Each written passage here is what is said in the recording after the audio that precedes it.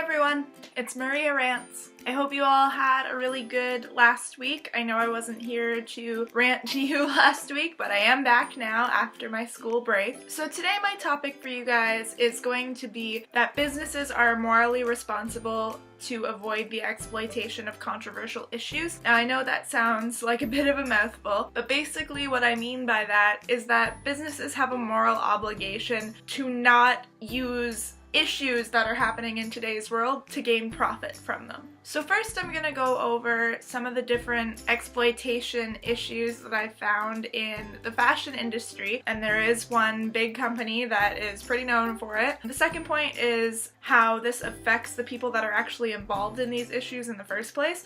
And then the third point that I'm going to talk about today is relating the whole topic back to the umbrella topic of CSR. Okay, so I want to talk to you for this first point about Urban Outfitters. They've been known to exploit a lot of different issues that have been going on in today's world, some of which being mental illness, suicide, drug abuse, alcohol abuse, the Holocaust, massacres, and racism. And I did actually find another Toronto-based store called Homeless Toronto, which kind of exploits homelessness, which kind of isn't cool either. So basically what these companies have been doing is they've been making these controversial issues into fashion trends, which is really not cool. So for example, Urban Outfitters has made many different shirts that have caused a lot of uproar throughout social media and throughout the press. For example, they've created a top that just says "Eat Less."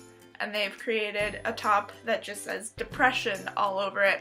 And there are also shirts that were very symbolic of the Holocaust and what people would be forced to wear in concentration camps. So basically, you're turning these controversial issues into a trend for people to wear, and that's signaling to society that you think that these issues are okay. So there's the depression shirt, like you can see here, the Eat Less shirt, the massacre shirt, which is a subtle little nudge towards the Kent State massacre in which 4 students were brutally murdered. This shirt, as you can see, has what is very similar to the Star of David emblazoned on it, which is very reminiscent of Nazi Germany. And this wall flag that they're also selling, with the gray and white stripes with a pink triangle, is actually exactly what gay Jewish prisoners were forced to wear in concentration camps. So what these businesses are doing is actually affecting the people that are either wearing these shirts or seeing these shirts.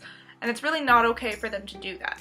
So when you wear a shirt that says "Eat Less" on it, or where you wear a shirt that says depression on it, you're basically turning those problems, so depression and either anorexia or bulimia, you're turning those problems into a fashion statement. You're turning them into a fad. And when you turn those problems into a fad, it's basically telling everyone that it's fine.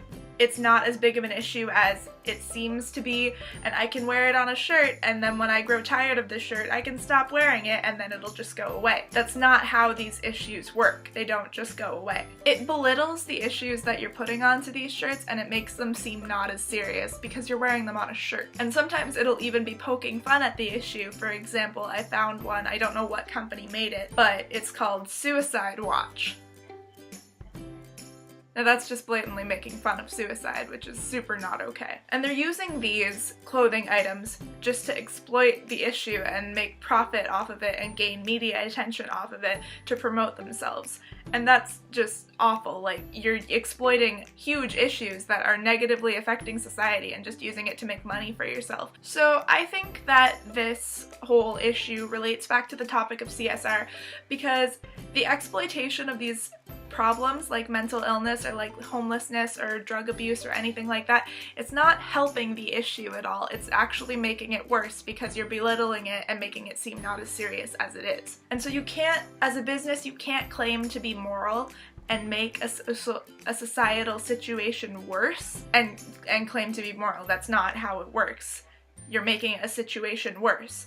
Now, it would be different if you were putting something on a shirt in an awareness way to help promote awareness, and you would either be like a non-profit or someone with all your funds going to the research or the aid of this problem.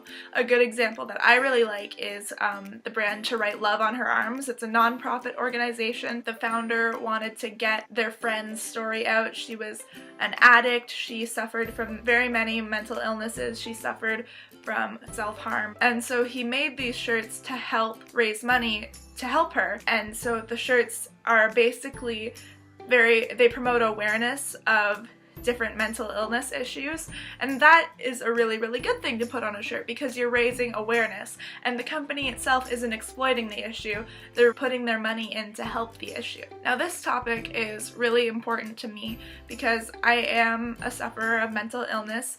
I suffer from depression and anxiety, and even to me, it almost makes me angry at these companies because you're blatantly exploiting something that affects me so that you can make money. And these issues, they're not just child's play, they're not just something to put on a t-shirt, they're real issues that really affect people, and it can really, really harm someone if you're good to go up to them and tell them your problem isn't real. That makes them question who they are, it makes them question if they're just stupid or something like that, when no, there is a chemical imbalance in the brain. It's not something that's your fault. It's not just you complaining about your life. You have a problem, and that's okay. But what these companies are doing is belittling them so that people may not think that these problems are real, and they are. So thanks for listening to my little rant today, guys. It sits pretty close to my heart, this one. So thank you for listening, and I really hope that you can come back next week, check out whatever I'm going to be ranting about next week.